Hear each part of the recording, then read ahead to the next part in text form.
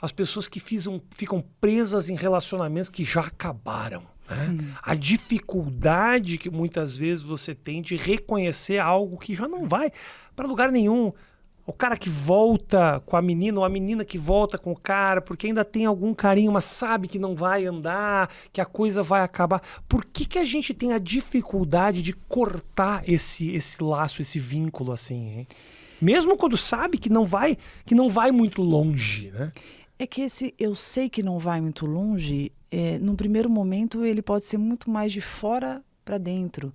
É muito fácil você olhar de fora e dizer, porque esse casal tá junto, não tem nada a ver. Mas que absurdo chegar para um amigo e falar, irmão, você tá doido, não tem nada a ver, relação horrorosa, você não precisa disso. É muito interessante, você não precisa disso, quem tá olhando de fora. Mas quando você tá dentro, você não consegue sair, é que você tá precisando. Justamente por isso que a gente configura um relacionamento de dependência. Eu sei que não me faz bem, mas eu não vivo sem. Não sei se você já teve a oportunidade de conversar com uma pessoa viciada, quando ela passa por um processo de conscientização, ela tem um momento muito doloroso, que é quando ela fala assim, eu sei que faz muito mal, eu vejo que isso está me matando, isso está me adoecendo, mas não consigo sair, que é justamente esse princípio da dependência. Então, o relacionamento, quando a gente percebe que não funciona mais, que não está fazendo bem, é muito doloroso, porque envolve muita coisa. Não é tão simples assim. Não é simplesmente, faz mal para mim, tchau, vou embora. A gente colocou aquela pessoa num lugar, a gente construiu muitas expectativas com ela.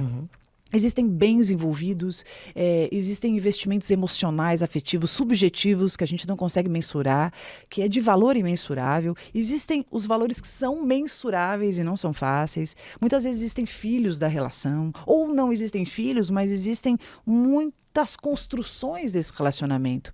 E existe um lugar que eu desenvolvi para mim no mundo com aquela pessoa. Eu estou acostumado a ver o mundo com ela.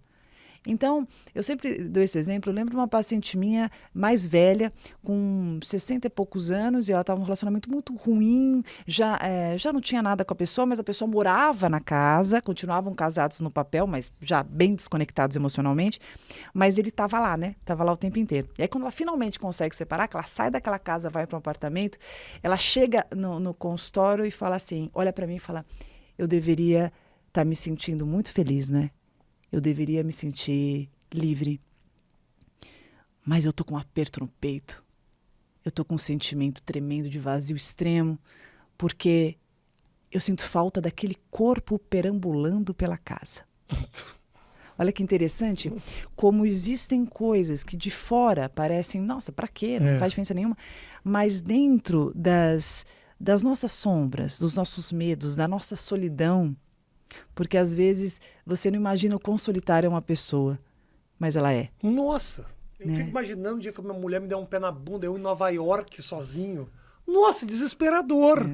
Não consigo... Mesmo se a relação, mesmo que a relação não esteja boa, não seja legal, existe costumes, existe uma adaptação, existe uma percepção minha estando sempre com aquela pessoa, existem medos muitas vezes que são construídos, idealizados e que na prática talvez nem aconteça tanto assim, nem seja tão difícil você se refazer, principalmente quando era uma relação ruim. Mas é um processo que a gente tem que tratar com mais delicadeza, com mais carinho, com mais acolhimento. A gente não pode subestimar o quão difícil é alguém terminar um relacionamento, mesmo que pareça que já esteja terminado.